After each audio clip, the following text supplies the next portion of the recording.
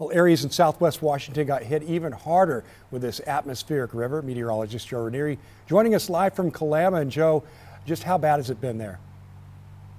Well, it's been pretty bad over the last 24 hours. When we first got here, I'd say right around late this morning, early part of the afternoon, this section of the Kalama RV park was flooded. But you can kind of see behind me, the river has receded a little bit, thanks in part to the mainly dry conditions we've been seeing over the last couple of hours in this parts of southwest Washington. But what crews are paying close attention to is what's going to be coming later on the next couple of hours and the overnight hours.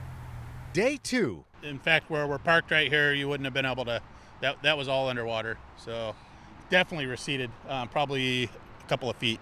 And round 2 of what has been an unforgiving round of heavy rain across the Pacific Northwest. This morning I got up, do my regular routine, made some breakfast, watched the news for a minute, didn't hear anything about it, and stepped outside and noticed my mat was floating and my ice chest was floating. The Kalama River started spilling its banks on Monday, and by early Tuesday morning, residents of the Kalama RV park were racing to get their trailers out.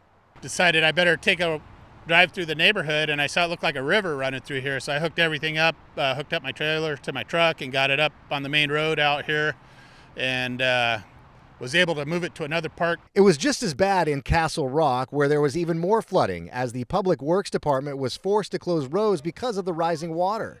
First time I've ever seen it like this.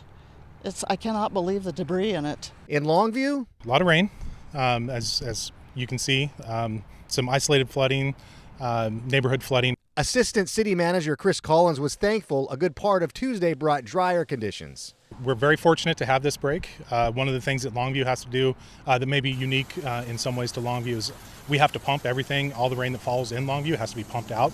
But those drier conditions aren't expected to last. Right here in the Kelso Longview area, we look to be right on the edge. So basically, if you live north of here, probably wetter than dry, and if you're south of here, drier than wet. NOAA meteorologist Lee Picard knows this could be just the beginning. Even if the water's falling up in, say, Lewis County, that's still a Cowlitz Basin that's going to have to come down through here eventually. So it's going to be mostly a river flooding thing that we watch here over the next few days. Of what's expected to be another round of flooding.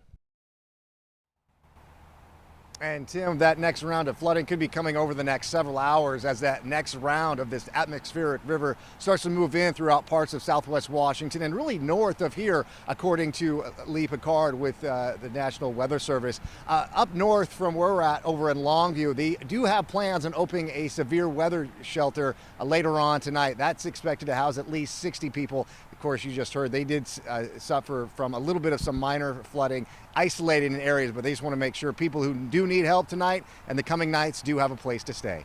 Back to you. We're glad for that. Joe, thanks a lot.